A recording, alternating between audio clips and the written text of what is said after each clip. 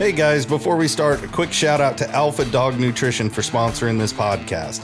Alpha Dog products are now available at dusupply.com, and you can use code ALPHADOG15 at checkout for 15% off and a credit for free shipping to try it yourself. Now let's get you to your podcast.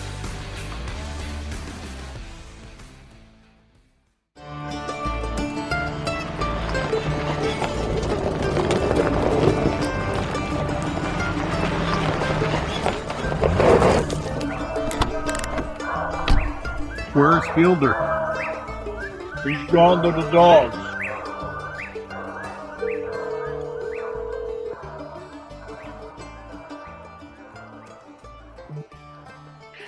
Morning, Bubba.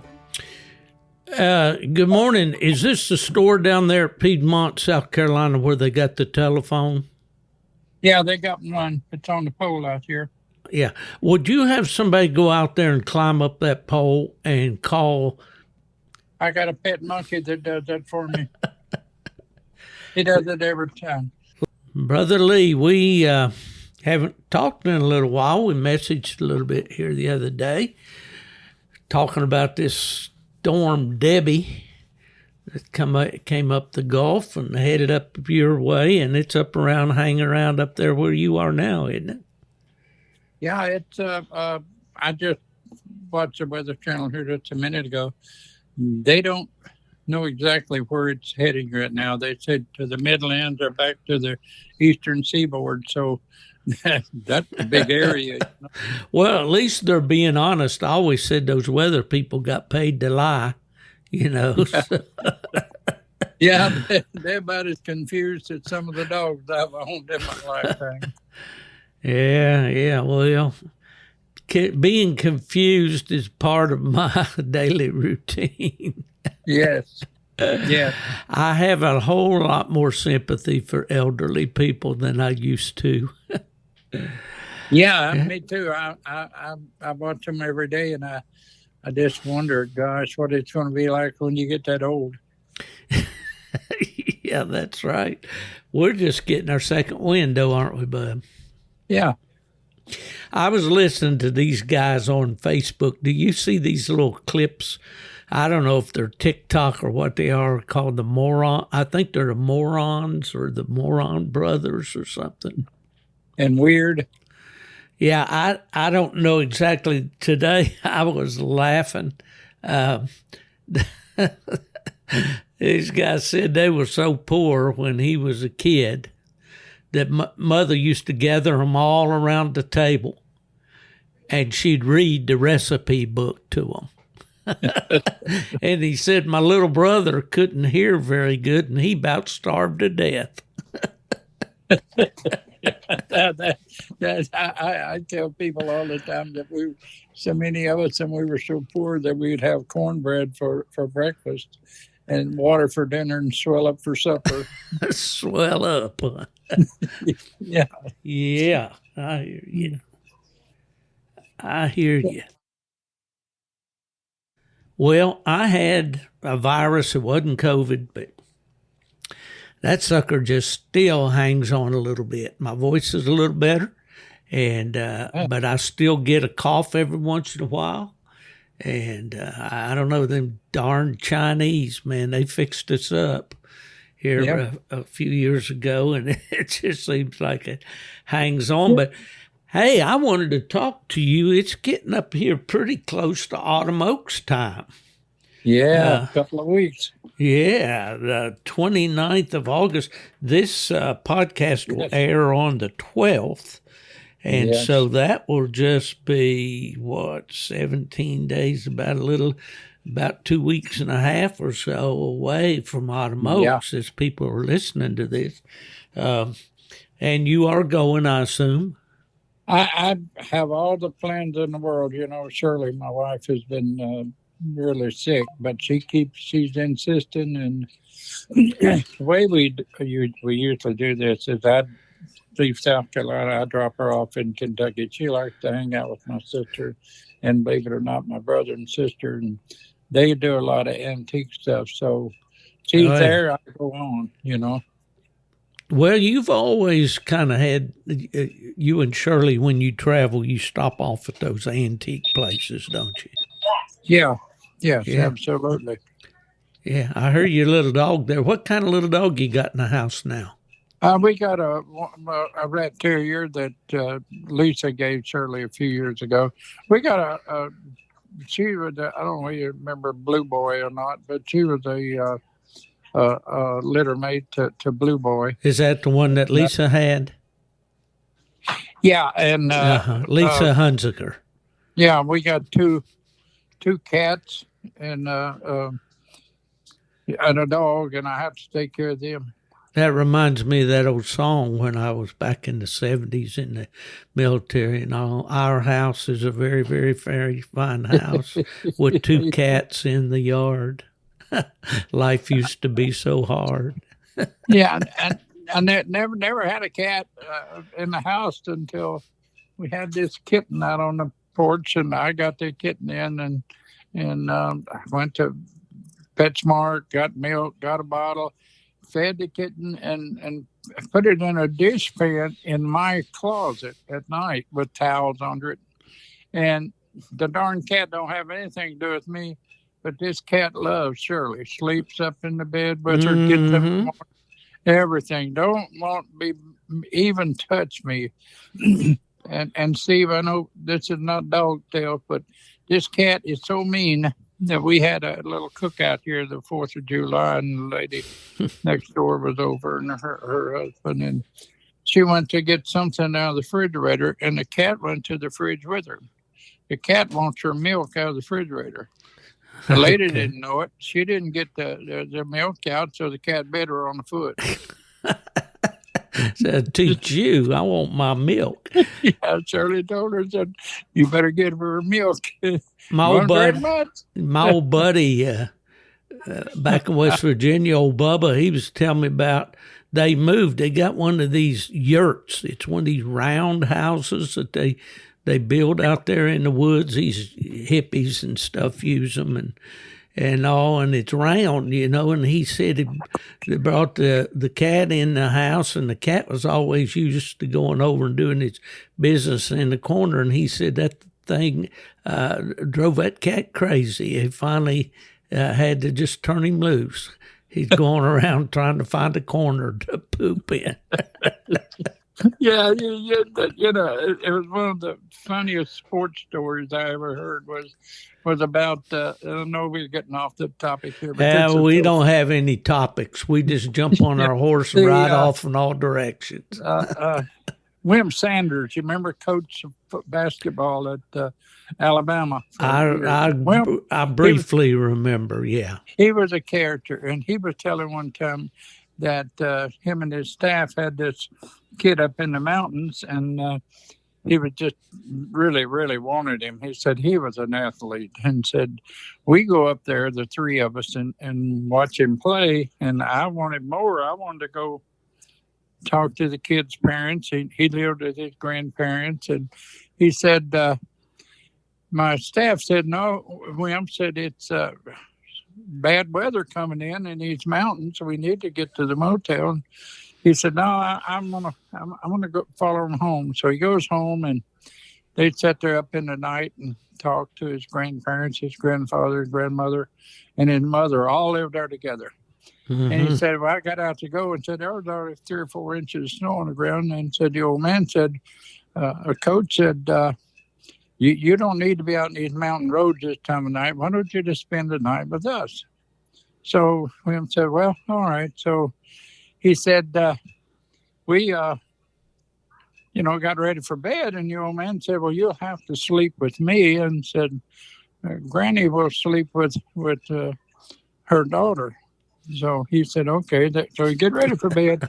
They go into the bedroom, and the old man gets down to say his prayers on his side of the bed. So Wim said, I don't want to be different, so I get down to say my prayers on my side of the bed. And the old man gets up, and he said, Coach said, Granny is going to be so upset with you tomorrow. And he said, well, why is that? He said, because the pot was on my side of the bed. Oh boy, you bring back you bring back memories. These younger listeners that I got won't even know what that chamber pot was. Yeah. We were Eastern Kentucky, right there where Loretta Lynn came from. Yeah. And my granny, when I was younger, probably still in grade school, upper grades probably, and I would have to go down and stay with my grandmother some nights because she lived down the street and around the corner from us, and I'd have to stay with her sometimes because she'd get, after my grandpa died, and mother would make me go down there and stay. And Granny, the old saying was back in the hills where I came from, you go to bed with the chickens. As soon as it started getting dark, she was ready for bed. And Grandma kept one of those porcelain chamber pots under her bed. She did still, and she had a bathroom in the house.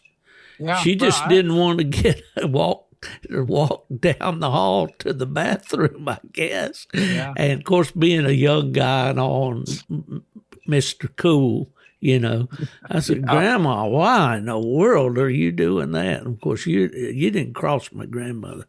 She was from family. Their family name was Goebel, but her husband, my grandpa, was a Hatfield from that line of feuding Hatfields. Yeah. But anyway, I remember that. But we didn't call it a chamber pot. Did you? Now I remember some of that stuff back then. But I remember Dolly Parton talking about when she started to become popular. Had a lot of media people to come out and interview her and stuff, and said there was a group came out and was sitting on the front porch, and said one of the guys got up and said to Mr. Parton, said, "Where's your bathroom?" He said he looked over at him and said, "My God, son, there's 100,000 of them out there on that hillside. Pick out one and get behind it." Well, the common term back in the part of the country of Appalachia that I came from, they called it a slop jar. Yeah, I remember that. Yeah, I guess they fed it to the hogs or something. Ooh, I don't know. Well, I always heard that old saying back in the hills. I'll say, what happened to old Joe? Well, he went to bathroom and the hogs ate him. I heard that one too. That was the thing at work when I first started in the workforce, and somebody'd be gone a long time, and and that was what someone would say. Oh, he must have went to the bathroom and the hogs ate him. I've heard that a million times. That was that in Lexington. Yeah, we could get into real tall weeds on that subject if we kept going. Yeah. Oh, man. But anyway, Autumn Oaks coming up back at Richmond, Indiana. The dates this year are August 29th through September 1st. It's always on Labor Day weekend.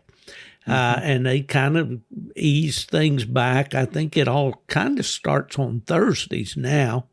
They may even have do they have some kind of confirmation show? Yeah, show on Thursday. And this year I've got reservations for Wednesday, Thursday, and Friday. Because after Saturday afternoon, I'll do Lexington, come on home Sunday. But yeah, they have a big confirmation show. I'm too old now to run around the ring, but I think Megan's going to show my dog. Oh, Perez, Megan. That's where I want to talk to you about that new dog you got in just a minute. But I noticed I looked at the judging panel, but the two judges, and you got a couple Kentucky girls there. One of them's kind of relocated, I think, or maybe not, or maybe moved back. I don't know, but you got Penny Turner. Penny has moved back. I judged the Coon Dog Days here in Sluda last month, 4th of July, with David McKee and Christina. She does the shows for AKC, and Penny was there showing her dog, and I thought, oh God, and she said she showed her dog, and it wasn't ready. It didn't want to show it all for her, but yeah, they both were there at the show, and it went pretty good. They had 48 dogs total, and hot weather. It was in the 90s. They had a nice tent set up and everything, but it was rough. Yeah, I had a lot of fun with that event when I went to AKC. Yeah, I think they had maybe tried a year or two or something, maybe with UKC. I'm not sure, but I worked. They did back in the day. Several years ago, they did with UKC, but they moved it. They moved it up on the hill there to this little place, and it was in cover and everything. This year they went back to the ballpark. Okay, well, that's what we had a good time when I was there. Ronnie Mace, who's with Value Pack Dog Food, I believe now. Ronnie talked to me, and he was very active in that. He lives not far from Saluda there. Anyway, AKC got the show and the hunt, and we had it down there at the ballpark, as you said. It was a good location, and that's a good fun thing to do. That's parade on Saturday, and is that still pretty big? That you can Coon Dog Parade. They have the parade, and right after the parade, they start the show, and it's advertised that way. Right. And the parade starts around 1:00 or so, but they take entries and all of that. But I think they were like 30 minutes after the parade, so the people have a chance downtown to get up and watch the show. But it went well this year. It was a lot of fun, and they have a kids show, youth show prior to the adults. Yeah, it's well. I go every year. One to back a little bit. A couple of years ago, we don't allow no bragging on this podcast. Penny and Jan came down, and of course, Austin. That's your son. That's your son and his wife, right? Yeah, and we one of your wound sons. up the three of us in the male group. There was Penny, Austin, and I. And I thought that was pretty cool. Yeah. Willie and two of his pups were. And I bet Grandpa whipped both of them. Probably. I didn't even. No, I tried to beat him, but Penny beat me with with chaos. So the dog that Diane Myers had, I see. Yeah. Well, for the listeners who may not know what we're talking about, Coon Dog Day there, a little town of Saluda. In the mountains, North Carolina, in the mountains there, and beautiful country. Little town there, kind of sits on the hill, and for I don't know how many years they've been having Coon Dog Day, and they have a parade. And to me, the funniest thing is those old jalopies, those hillbilly jalopies that they have in that parade. That's always a hoot. But the whole theme of the thing is coon dogs, and so that just kind of fit right into my wheelhouse, when I went to AKC and was really proud to be there and have a part in it. Well, the Plot Dog is the official animal of North Carolina, the Plot Coonhound. Yeah, that's right. I thought I had my mic. And I know that this Coon Dog Days has been going on over 45 years. Moved here when I came here. So absolutely. Well, back on what I was mentioned there, Penny Turner, originally from Kentucky, and then moved to North Carolina for a while. She's going to be one of the judges, and a darn good one. And then Christina Officer. And Christina, Penny likes the English dogs for her personal dogs, and has had some really nice ones. And then Christina, you mentioned her being over the show program for AKC for the Coonhounds, and she's a plot person. So that should be a good. Those ladies have a lot of experience, so they should do a good job for sure.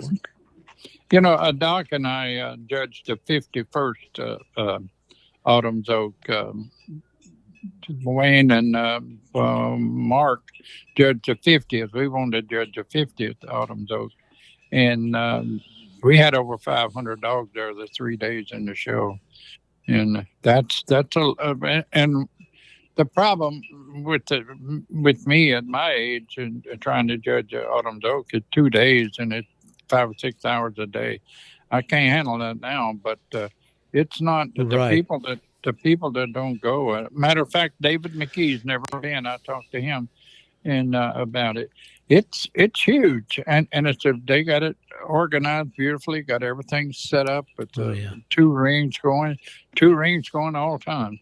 I wish we would have had that venue, that Tom Raper Center, Tom was a local RV dealer there in Richmond, Indiana, and we didn't have that. We had the old open-sided barn down there near the vendor area. Yeah, when I was there. But you're right. I mean, it's a beautiful venue.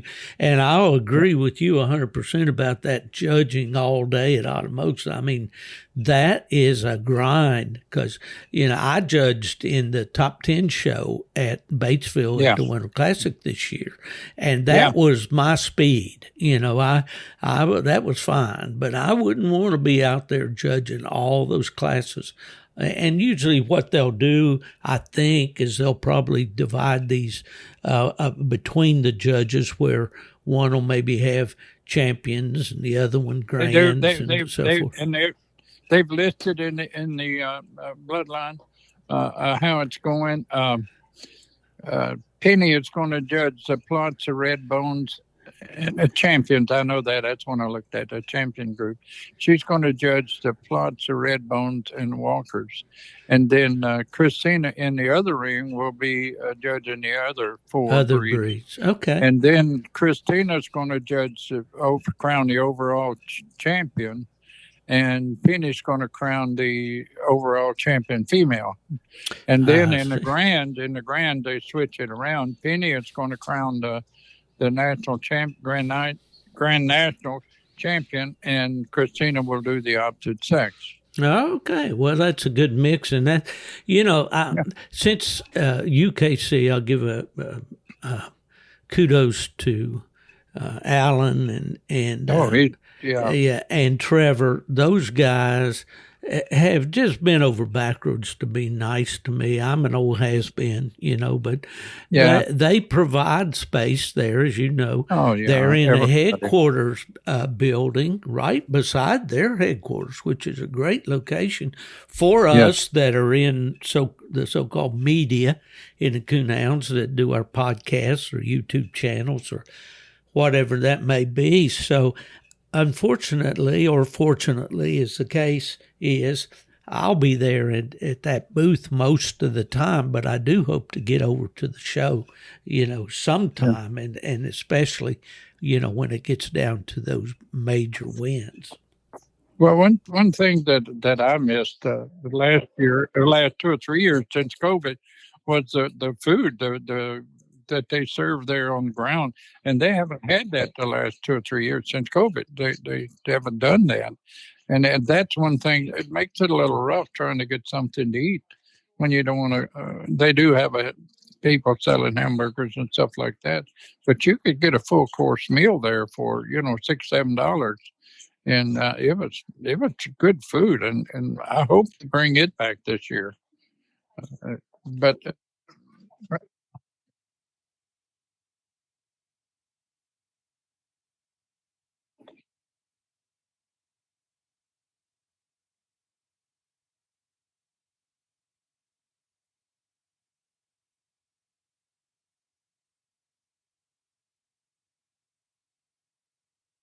Yeah.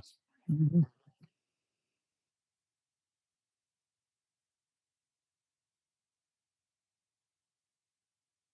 Yes.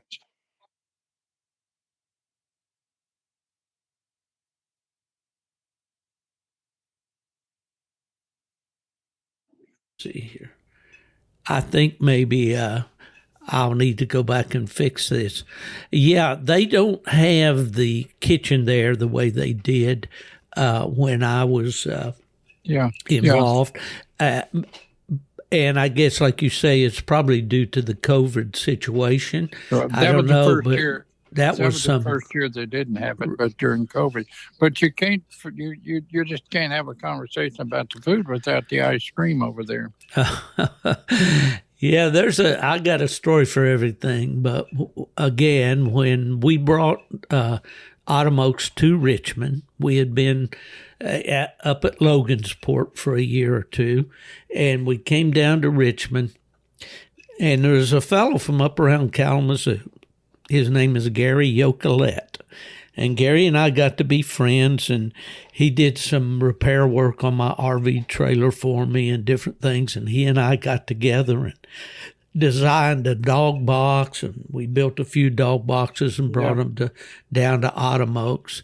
Well, Gary and his wife decided to get into the ice cream business for the county fairs up in northern Indiana and southern Michigan. County fairs are a big thing. They've got beautiful fairgrounds up there, and you just kind of make the circuit, you know. In fact, years ago, Autumn Oaks came to Michigan for 3 years, and it moved from Cassopolis to Centerville to Coldwater. Well, it was in Greencastle, Indiana for 20 years there in one stretch. Yeah. But anyway, Gary, I mentioned to him, I said, well, you ought to bring that ice cream trailer down to Richmond. We get a huge crowd down there. And he said, oh, could I do that? And I said, well, sure. So he's the one that kind of started that ice cream thing and was there for several years, but he doesn't do that anymore. In fact, he's a snowbird. I still see him. He comes down here to Florida, and we get together for lunch sometimes and all. But I noticed there's some younger people that are operating it. I don't know if they're Amish or what, but very nice and all. There's always a line for the ice cream trailer. I tell I used to, when Sam, my grandson, was a teenager, and we always had a golf cart, you know. And I would give him money and let him go stand in line to get us some ice cream. But you go stand in the line and bring it back to me, bud. Well, but you can't. But mention golf carts. You can't go to Autumn Oaks if you're going to stay all week without a golf cart. Well, you do need one. Now my situation has changed.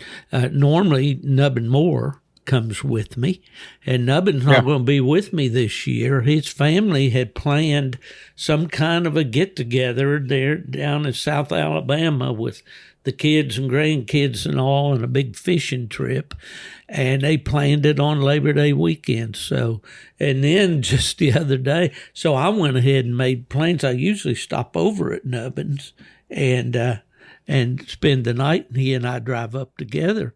Well, this year, I went ahead and booked a flight into Dayton.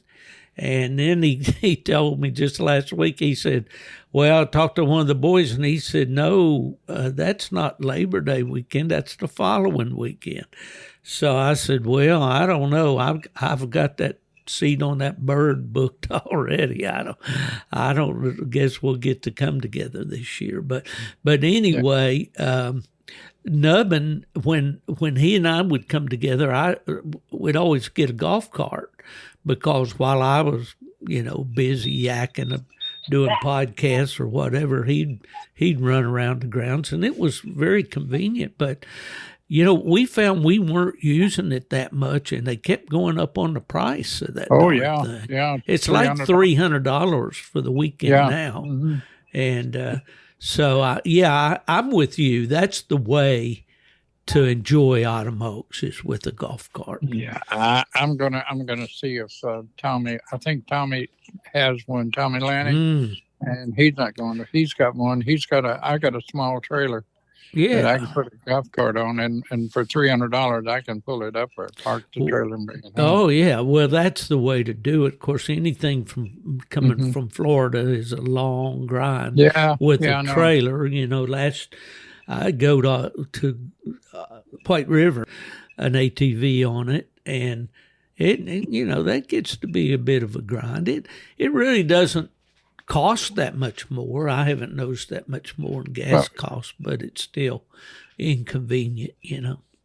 Well, you'll come 75 this time then if Nubbin's not coming with you, won't you? Well, Atlanta? like I say, I'm flying. I'm going to fly into Dayton. Oh, you And are? yeah, and Okay. it's only about 30 miles over to Richmond from Dayton. Oh, okay. And this What year, day you coming in today? I'm not coming in until Friday morning. Oh, really? I won't be there Thursday this year. Do you? Yeah. Well, then. Yeah. You'll be busy showing and all of that. But what we did. As a matter of fact, Friday I won't be showing anything because my dog's a champion. We're going to show him Thursday. And I again see.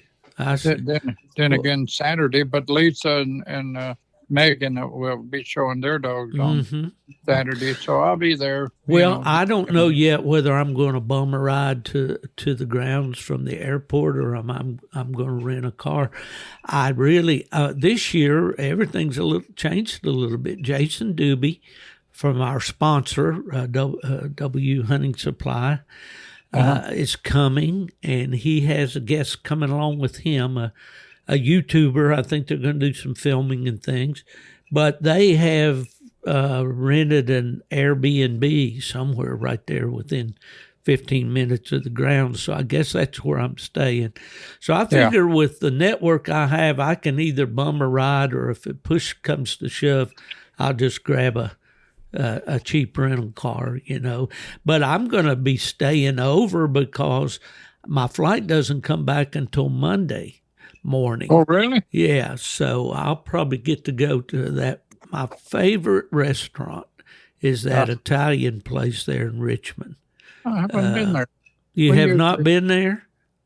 No, we usually go to the Friday. This will be the first time I've been there on a Thursday for some time because that was just not my interest with what I had in the confirmation shows, and we go to the Texas Roadhouse. And, well, if you like a really good restaurant, and nowadays it's not any more expensive than anything else. Yeah. And I think it's called the Italian Grill or some kind of grill. Yeah, I looked it up. It's up on. I'll get the link for you and send it to you. It's superb. It is very, very, very good. I can go to Texas Roadhouse here in town. You know, we got one here, but I have a different group with me every year, and I may probably be different this year if I get to come. I'm not 100%. I got a very, very sick lady out here. Well, we're praying for Shirley, and what a sweet gal she is. And her brother and his wife are here, and they're to take care of her. But and she keeps saying she's going to Kentucky.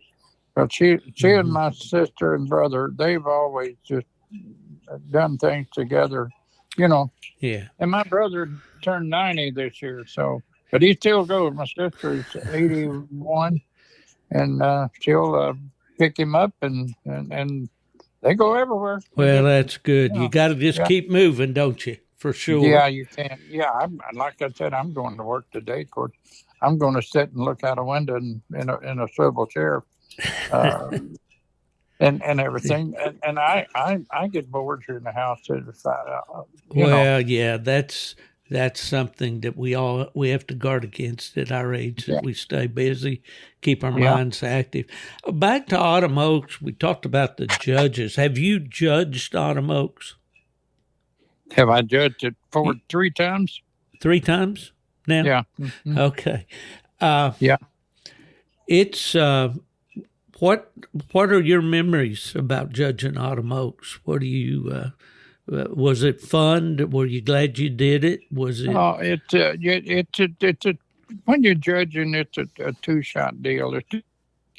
I like to see everybody win, which you can't do, but I think there's winners. But no, it's really, really interesting. You follow the dogs and you know the people, and you don't know all of them. There's people come there that you've never seen before, half of them, and then you got the others.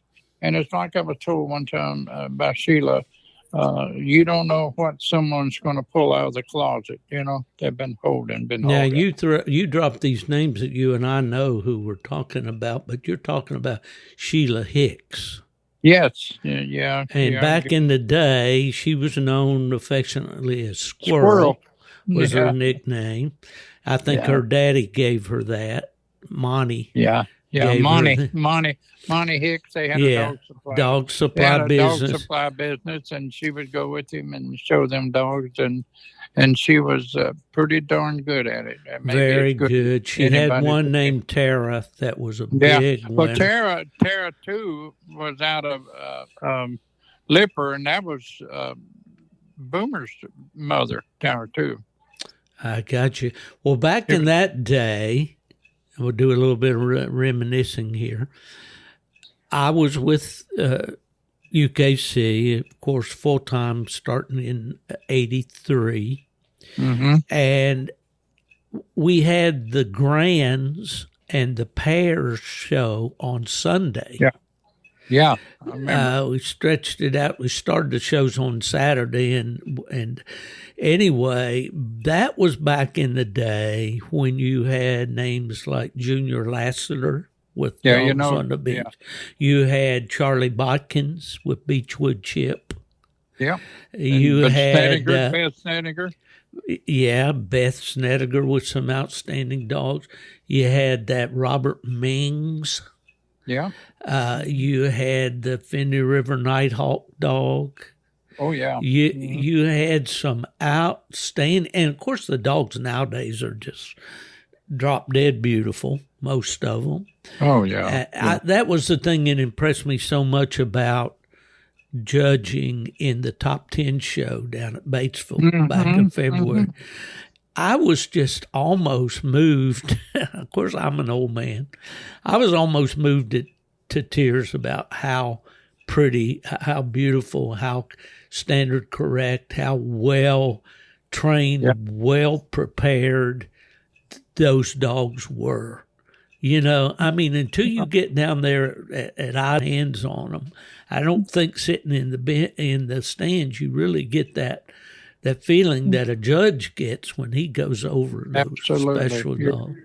You hit on the whole thing that I was going to get to. It's just when you get out there in the ring and you're up close to them, and you see how the conformation just is almost perfect in a lot of these dogs. Oh yeah, and you just can't imagine sitting on the sideline, and then you see the handlers and how professional they are, but not only that, how well prepared they are.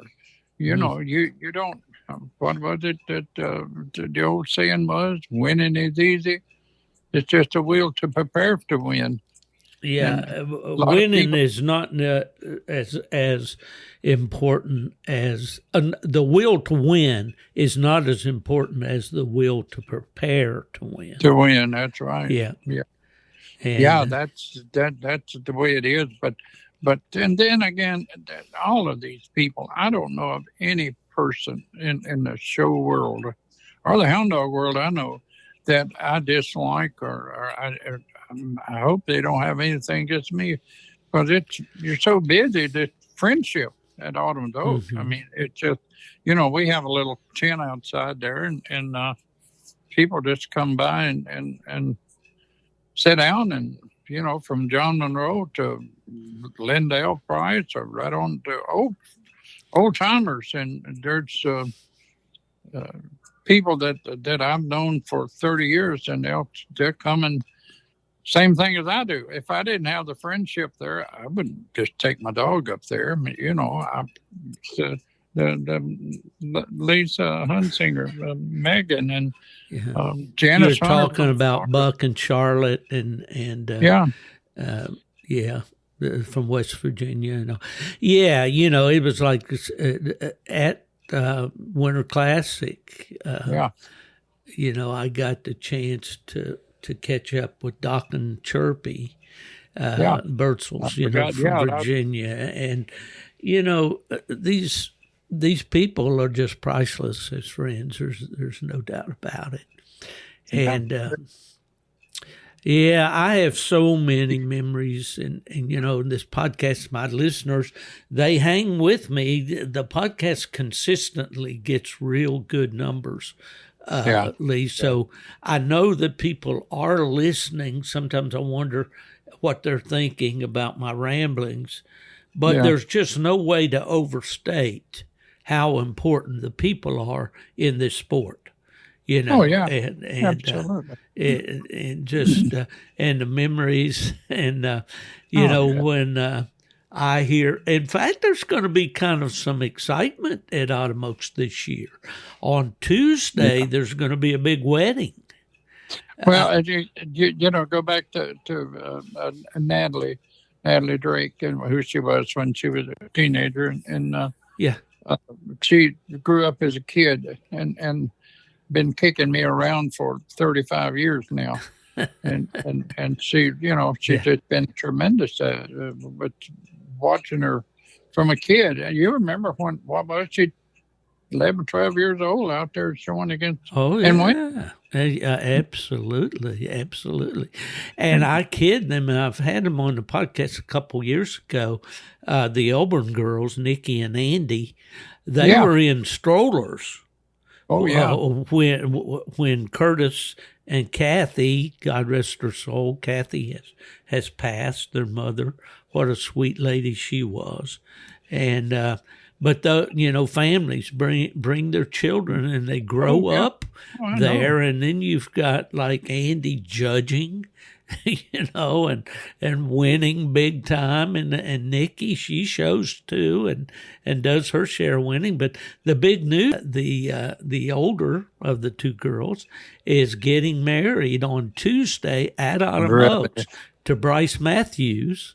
Really, they were the ones that could walk around, and if someone had a camera, they would flash the prettiest smile. Oh, I mean, that smile come immediately. I used to kid them about it. You can't smile at nothing but a camera, that.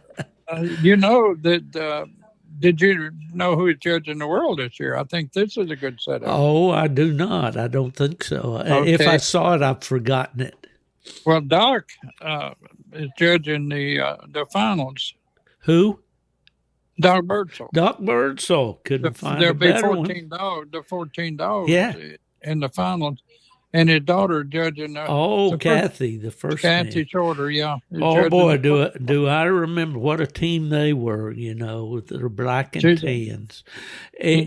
She's another one. Every time I would go to the show or if they're showed somewhere, especially in the Virginians or here on the coast, and I'd get there and I'd say, well, Kathy, I love you, but I was hoping you wouldn't show up. Well, 100% absolutely. business. Everywhere.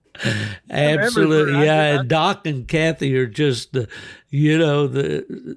bubbly, funny.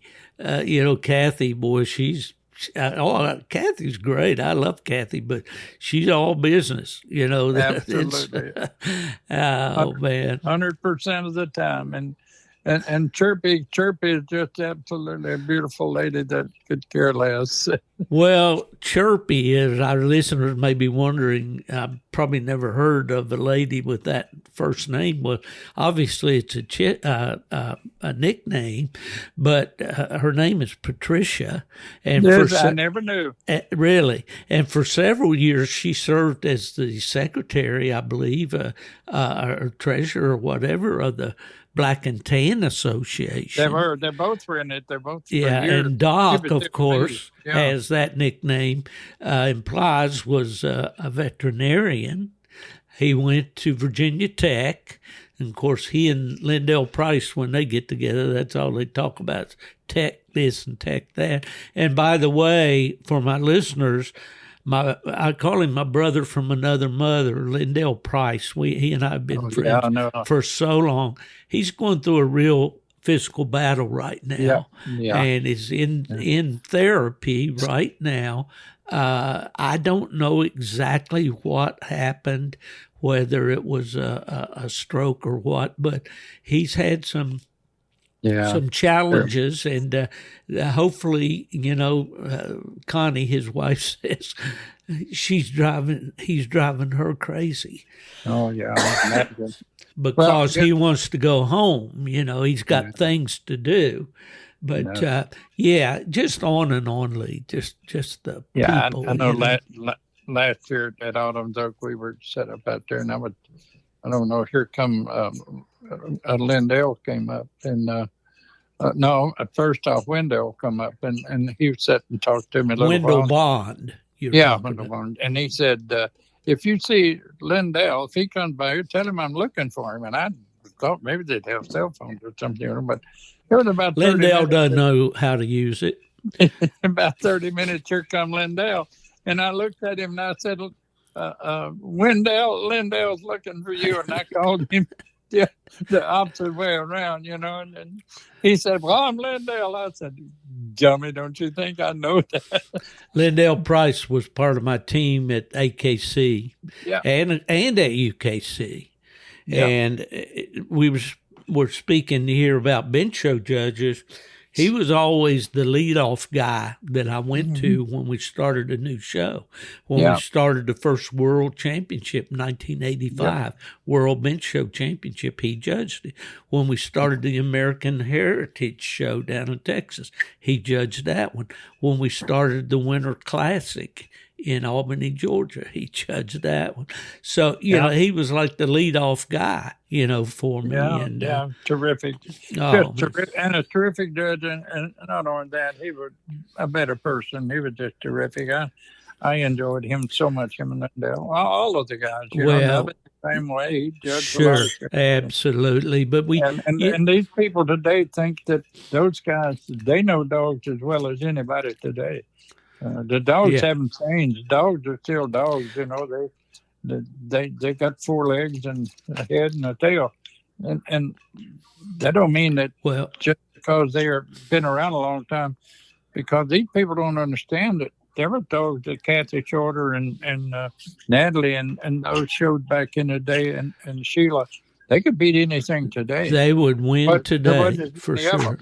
Yeah. There wasn't that many of them, Well, as we mentioned, Lindell, and this would speak true of yourself and so many others, our friend Johnny Brinkley there in Florida, But, I didn't always agree personally with the pick, but I knew that in his heart of hearts, that was the best dog on the bench. And it didn't matter who owned it. What bloodline it was out of or anything else. When he picked it, it was because he felt to the best of his ability and many years of experience that was the best dog. Absolutely. And he used to like a dog called Loose Bruce. You remember him? Oh, Dickerson's from dog. He picked Bruce, and he really liked that dog. I had a little problem with that dog. I didn't like his head. I didn't like the crown on that dog's head. And of course, good thing I was not judging. I was sitting up there behind the mic, and I don't mean to throw shade on that dog whatsoever because he was a beautiful hound. I was fortunate to sit behind that mic and see those dogs, White River Rick and Little Walnut Tammy and the dogs that you talk about, your own personal dogs, Boomer and Rowdy and those dogs and Lady. And Boomer was probably the best put together dog. He didn't have a great head, and he was black and white that I've ever seen. I got pictures of him here at where he won Autumn's Oak that year. But he was black and white, and he did not have a good head, which was a big knock on him. And Doc Birdsall made a comment about him one time to me. He said, he wasn't a pretty dog, but I never could find a fault with him. Well, okay. And I've always been the one that preached pretty dogs when dog shows. I preach that to everybody, and I still feel that. And I was told that when I was in my early 20s by a fella, a judge. But you brought up a topic that really is I just see the judging today, people just consolidating 7 breeds into one breed. And there is some difference, the blue tick dogs were supposed to be big, strong. Some of them floppy ears and things, and the black and tans was a little on that line. And when the Walker dog come out, and it said so in the breed standard, medium in length, and you'd see a big long-eared dog, and some of you judges just go crazy over it, And we didn't want Walker dogs with their ears all scratched up and skin up back in the day. Well, I guess the average person does not avail themselves of the education that's out there about these dogs, about the standards and about anatomy and movement and all that. When I went to the AKC, it became my job that were going to be judging these new, quote unquote, coonhound breeds that were coming into the AKC confirmation ring. Mm-hmm. So when I did that, I had to prepare PowerPoint presentations and things to try to break these dogs down for the judges. And man, I learned a lot, and I read the breed standards up and down. I sat behind at my desk at UKC and went over the standards and corrected the grammar and added the punctuation and this and that. Of course, it was up to, but I thought I knew them pretty well. But when I started breaking them down, what is a walker's head supposed to look like? How is the shoulder supposed to lay on a dog? Mm-hmm. And we got caught in that angle trap for a long time. Everything was angulation. This angulation. I can hear Johnny.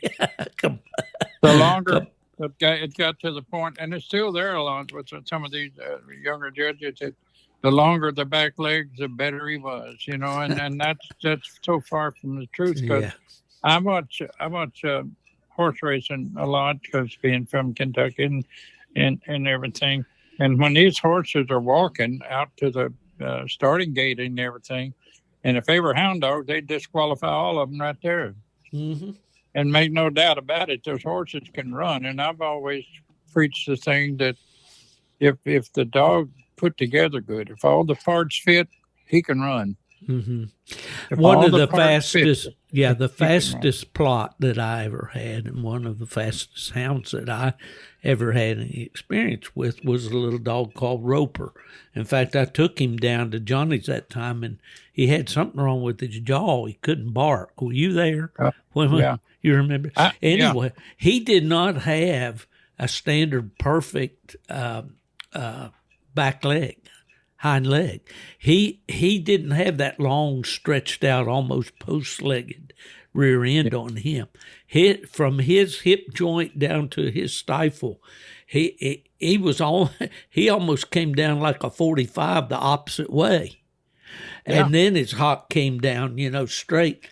But he wasn't incorrect totally, but he wasn't standard correct. That's the fastest hound I ever saw on the ground. Yeah. I mean, he could fly.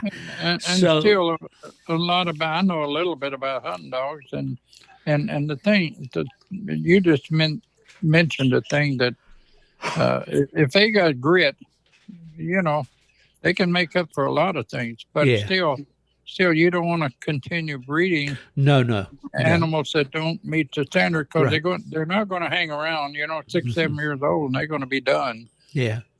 Where I know that Boomer was 11 years old, and he got out of the kennels one night. I was going hunting, and he jumped over the tailgate of my truck to get in it. In the yard, and that's confirmation right there, and to just. And Alan and I talked about this last year. You talking Alan Snediger? No, Gingrich. Oh, Gingrich at UKC. Some of the hunters now were seeing the confirmation was needed in the hunting dogs, just for that, just to prolong, get 6, 7 years out of him hunting. That's fine, but if you get just 3 or 4 or 5.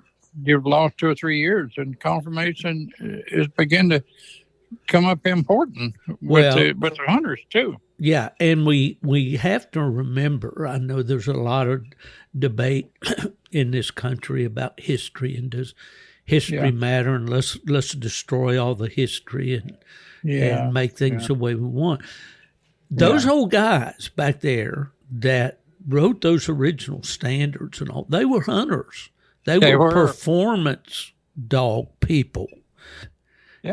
The foundation was very, very strong, and it's been tweaked and possibly improved in some ways and probably hurt in other ways. But they knew, and that was the reason that those standards were there, not just to say, okay, this is a picture of a black and tan. Yeah, everyone looked like this.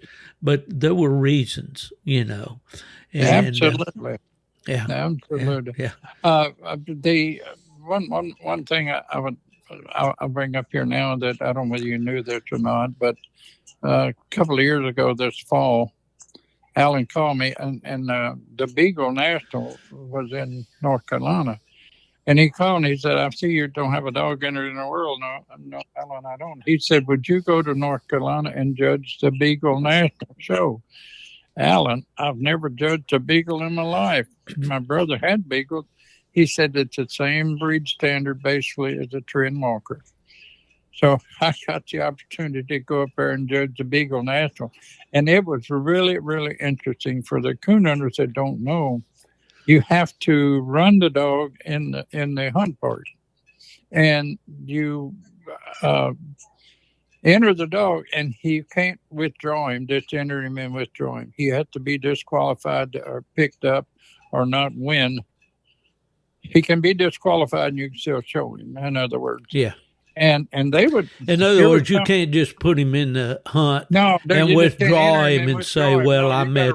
Yeah, he's got to actually hit the ground in the hunt somewhere. Right. But anyway, and then you can't withdraw him yourself and show him. He has to be disqualified. In other words, you hit the ground, pick him up on the first pickup, and come show him. That don't work like that. But anyway, they have a scoring system, and what they do is, here come a guy up with, he'll have maybe two dogs, two beagles, put them on the bench, and I score them 1 through 100. Mm-hmm. And it's me in scoring him. And then at the end, I'm the judge when I say I can bring back as many dogs as I want, but usually 4 or 5 to get the 3. They only award 3 wins for the point system, for championship points, that is. And the first one, I did the national, I brought back 7 because I thought, oh, how cool. These dogs are all pretty good, and everybody will feel good about making a cut. Well, the bench was like the original coonhound, just one long bench, and it wasn't big enough they were jammed up pretty tight. So then last year, Alan called me, want to go judge the World show, and he was there at the World. And I love it. I love it. But you can sit there and judge the show, and the dogs are running right around you. Yeah. I mean, that'd be fun. That would be like it was back in the day. The early days when. I think they run 8 to each brace, they call it, and they got the 11s and the 14s in the same field on different ends. And Shirley went to the national. She was feeling good, and we were sitting out on a little patio at a nice clubhouse, 25 acres of weeds in behind us, and they had roads mowed in them so you could see the dog. Yeah. And we'd sit there and listen and watch most of the races all day. And I thought that's pretty neat, Yeah, well, that was one of the fun things about my job, especially at UKC. I was there when we started the hunting retriever program. To provide these guys that hunted with the retrievers an opportunity to win championships and master hunter awards and all that. And that was really fun down in Louisiana and with those boys. They like to talk. They said, we wear our mud well. They were proud of the fact that they got out there and were actually hunters instead of just field trialers. And then I was really enjoyed what you just talked about when we started the UKC Beagle program.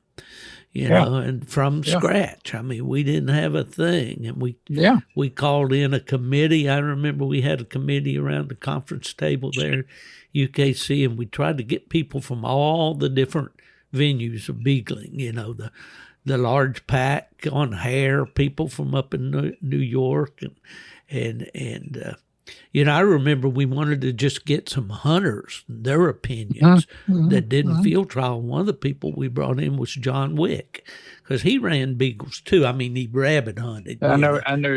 He was just a rat, you know. So anyway, those were fun times, and I got to judge the final on the very first UKC beagle hunt, you know. But so I can see why you really enjoyed that. Yeah, well, I there was a lot of ladies there that were hunting these beagles, you know, out in the daytime. Don't have to drive anywhere. Well, may have to drive 200 or 300 yards if you didn't want to walk it to get to the gate to put your dog in. But they were turning the dog in the 11-inch on 11-inch one day and the 14 the next day. They had 2 days of it. They run the females together and then the males together. And the gate wasn't 30 feet from where I'm judging. There used to be 13 and 15. Have they changed that, Lee? I think the measurement. No, I think it's 14. I think it's 11. Okay. 14. It's real little boogers. I mean, these guys pick them up by the collar and tail and set them on the bench. They were, you know, things like that. But I just thought to bring that up, it'd be interesting for the people to know that how they do that, and it is exciting. If I was not into coonhound, and maybe right now, if we got a beagle pen here in pretty close to my house, and my wife is in better health, I may have me a couple of beagles. Yeah, it's a lot of fun. When we started, I could go watch those boogers, you know, run. I don't agree with their format, how slow they are, because I'm used to how I never wanted a slow hound, but. It is interesting, and you know, you asked me a while ago how many autumns oak I judged, and to add a national champion and a world champion to your resume with the beagles, I thought was, you know, something. Yeah. Well, but Alan told me the first time, he said, "Yeah, don't worry about it." He said they want new blood in judging their shows, you know. And which every club does. You can't just take the same judge every week to show. He may not like certain dogs, and you got to rotate it around, you know. I saw a fella post on Facebook that he was having a 2-day hunting show, and he was where was this? No, this is just somewhere on Facebook. And the guy, and you would know him if I mentioned his name, he said he was using the same judge both days for his shows. No, it's a big mistake. Don't do that, because you're going to hurt your entry is what you're going to do. Yeah. Because if I lose on Friday to that judge, I'm not going to go back on Saturday. No. And you know, I went to the Tennessee State quite often. I haven't been the last year or so, because they move it around, and Tennessee's a big state. But I was over there, Christina judging, and they were picking a winner for Friday. And I asked them, I wasn't in my place, but after, why do you do that? Well, they can come back tomorrow. I said, no. That ain't, please think about what you're doing here. Christina was there, and she joined in with me. I said, you pick best male, champion female, and you pick the grand male, grand female. I said, you got 6 dogs come back tomorrow. Yeah. You know? Yeah. They'll all come back for the overall. Yeah. That's and right. They were just picking one, and he come back for the state championship. Well, I know, I'm going to interrupt you here, but you've been bragging on this dog you got now. You've been sending me pictures of him, and I haven't know bragged about him. I just sent you pictures. No, you're right. You have not been bragging about him, but he is a nice one, and I know that if you're going to put him on the bench, he's going to be prepared, and he's going to be an eye catcher. I know that. It's before you even go. That's always been your philosophy, and at least in my experience. Tell me a little bit about the dog without trying to influence the judges. Where you got it? You told me the story before, but I think it's interesting. Yeah, sometimes you just have people that are just genuine, and I'll go back to Autumn's Oak last year. He was a puppy and 6 months old or so, and Lindell was there. We're talking about Lindell, and Megan put him on the bench for Lindell. Lindell said, I don't remember exact words. Oh my God, I can't believe this, So, and if I get to bragging, it's because I'm happy with him. But anyway, I told Megan, I said, that's the best dog on the ground. He's 6 months old. That's the best dog on this ground today. You think so? And she knew he was good because Megan, and she's not, she's been around a while. And so anyway, but we were watching the finals of the show were pretty close. I said, did you say you were going to give me that puppy? She said, no, I'm not giving you my puppy. And I said, well, Megan, you got a puppy that's one day older than him. They were born one day apart. and Megan didn't breed the puppy. And but anyway, I got in there and I was really telling Danny, she's got this good dog. She's so selfish. I'm picking on her. Just kidding. Because we do that all the time. You know that when we're out. Gotta have fun. But I've got a call to judge Friday at the Grand American. Well, Megan's going to judge Saturday. So it's on a Wednesday. And Lisa and Megan were coming to the Grand American together because they're friends. They're riding together. Lisa called me and said, Megan's got a Christmas present for you. And is she giving me that puppy? So I had set the little dog box in my truck. I was prepared. Tommy, come with me. You were there, and that part of it. Oh, yeah. And, sure. We checked in the motel, and we were going to get something to eat, and we told them to wait on us because we're judging tomorrow. We can talk about the show and things. So anyway, here at Lisa was standing out behind this pole at the motel, just like a barricade, and she had the puppy. And she said, I got a present for you.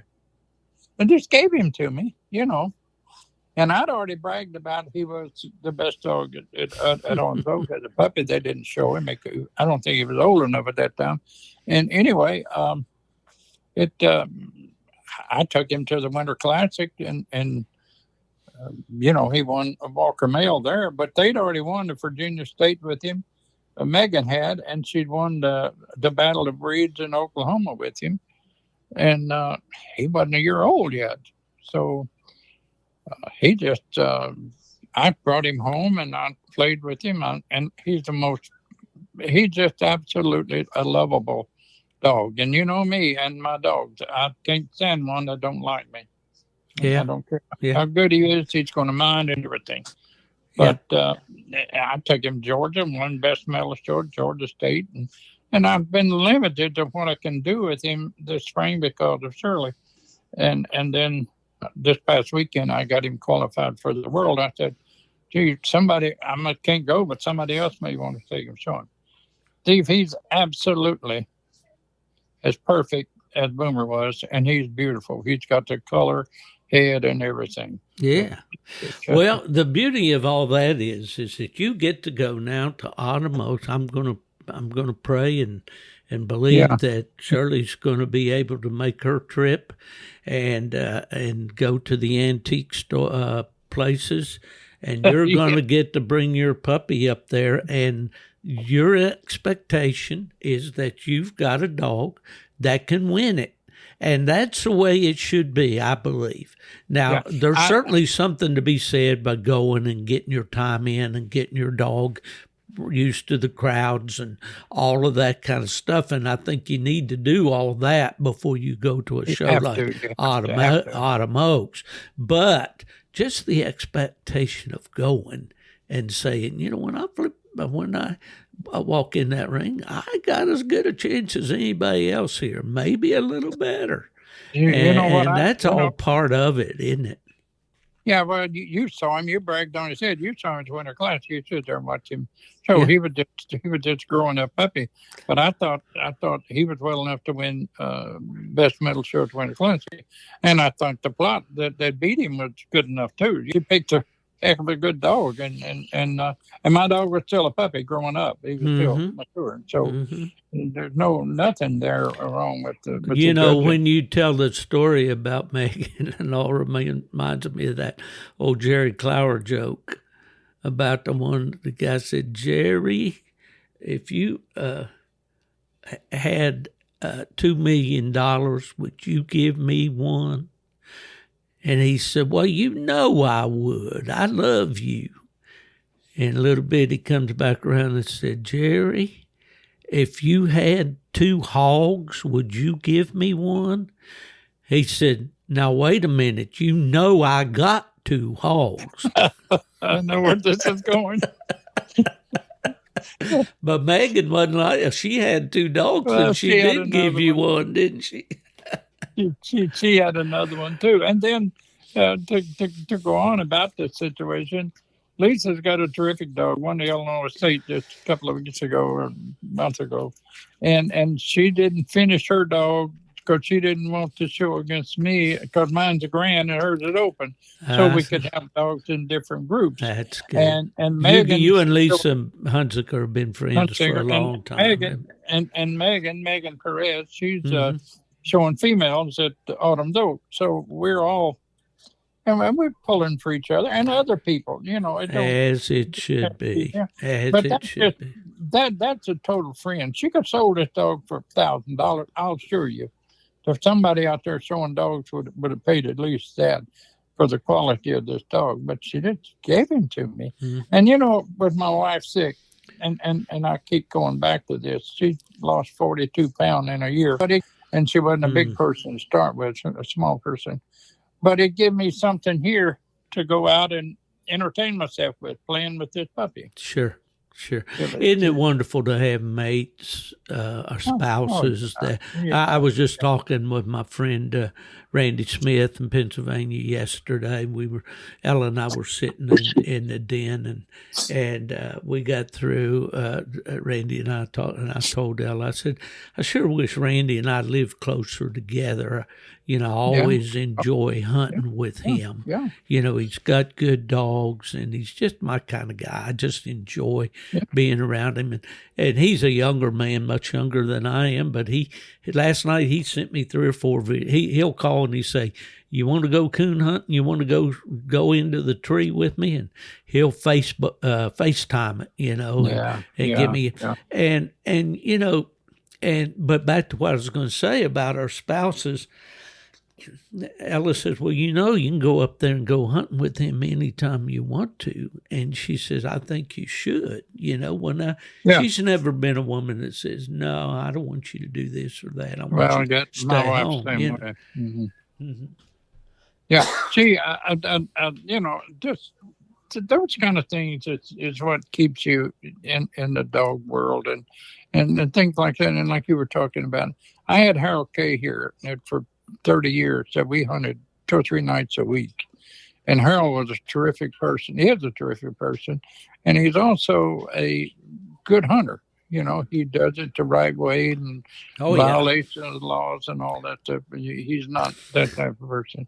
And then I had my brother, Jake, and Fred Sims in Kentucky when I lived there. And it's the same way here in the shows. I go up, if I'm, like I told Shirley, I said, 90% of my friends are hunters. They're people that's going to be at Autumn Oak. And it's like a reunion to go there and spend with them. Absolutely. Go out and eat, go get ice cream and different things. But back to this dog and going to Autumn Oak. You know, I have a background of being competitive at played sports and different things. And I was thinking the other day, I was telling Shirley's brother here, I said, I never played a game that I didn't start. If I was just going to play, I was a starter. Not because of me, but I'm prepared for it. And not only that, I never thought anyone there was better than me. And I still don't. Well, that confidence, that goes a long way. That's my gut feeling. And I don't think Steve Fielder has seen me showing over 100 dog shows or hunt in over 100 hunts and not think that I had the best dog there. Oh, yeah. Absolutely, and many times you did, and if you didn't get the nod, you were in the final cut anyway. Well, and I never got disgusted with it if I didn't. I was upset with myself, and Tommy Landon and I have a great relationship. He's more than I guess a son to me now because every week he calls if we're sick, how Shirley comes over here and everything. And has none finer. You'd never find a finer person. And I used to tell him we would go with me and we'd get beat, And I said, Tommy, why we got beat? No, why? We weren't good enough. Don't go blame it on nobody, but we weren't good enough, Mm-hmm. And he would come back with the typical comments you hear from him. Yeah, but I don't. No, Tommy, if we'd have been a little bit better, the judge couldn't have went the other way. He'd have had to, force it. Right. Well, Lee, I tell you what, buddy, I wish you the best of luck at Autumn Oaks, and Lord willing, I'm going to try to be in the gallery there. Galley or gallery, which is it? In the peanut gallery. That's what I'll be. Okay. But watching you and your new dog, and I sure hope that you and I need to get together more often. Absolutely. And I need to get more of these sessions recorded with you because I was thinking, as we tend to do, I'm retired.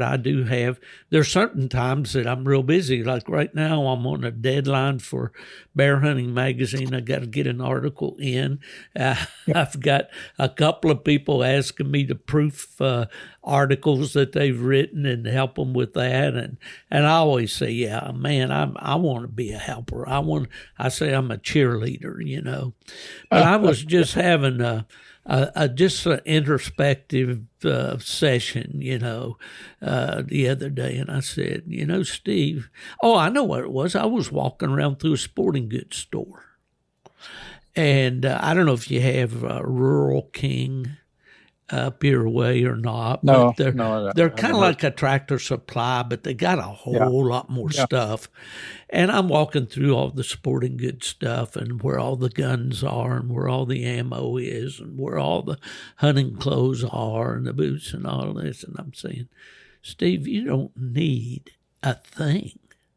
You're at the stage in life, Mm-hmm. I used to be, I'd walk through, I'd like, man, that gun looks pretty good. I think I'm going to get one of the, that's all past now for me. And I'm not bragging because there's certainly people that have a lot more of everything I want or need. I've got everything. I got love. I got a wonderful wife, 65 years, and she's sick, and my job is to take care of her. Absolutely. And she's not one that still wants too much attention.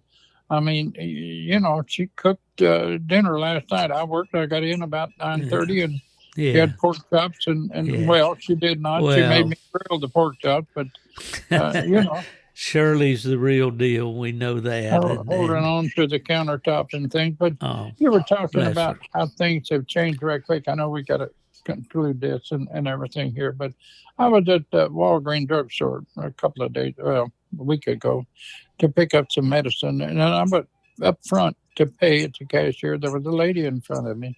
And there were two big old boys come through there. I would say they were 18, 19 years old. And with their fancy clothes on and everything. And there was a bug crawling across the doorway, maybe bigger than a big cockroach, just a little bit. And those two boys jumped 3 feet in the air, went back through the store hollering and screaming at that bug.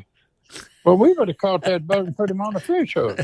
That's They went down. I mean, they were 30 feet back there looking back and jumping up and down. Oh, my It's a God. different world, isn't it?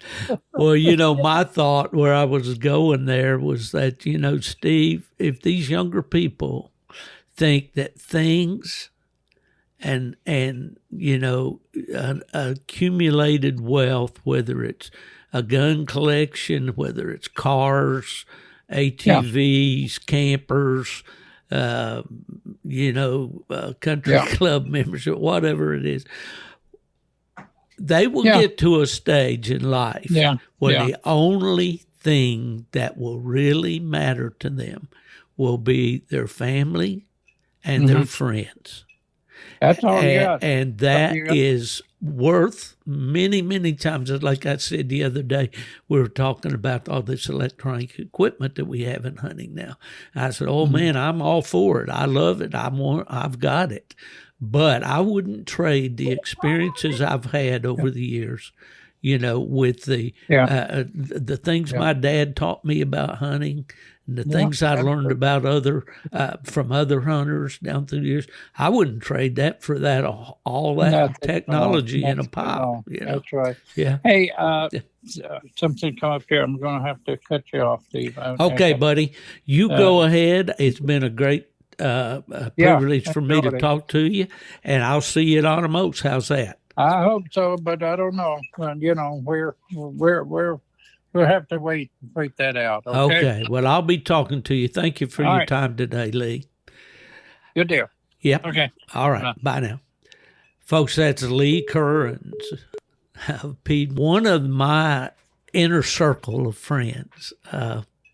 I don't like to say that some friends are more important than others. I've got so many friends around the country, and I love and appreciate them all. But there's a few that have been real close, and Lee's certainly one of those. And he knows the show dogs, and he knows coon hunting, and he's always good to visit with. Friends, I certainly want to thank you for listening one more time. This was the 147th episode of the Gone to the Dogs podcast. And as I look back to May 2nd of 2019, when I recorded my first podcast, that's been a total of 266 podcasts since I began with Chris Powell back on May 2nd of 2019. Appreciate you listening each week. The download figures indicate that you're hanging there with me and that we're doing extremely well in that category, and it's very gratifying. I hope that as you're listening, you will make plans to go to Autumn Oaks. I'll be there in the headquarters building, right beside or adjacent to the UKC headquarters desk. With the Gone to the Dogs podcast booth.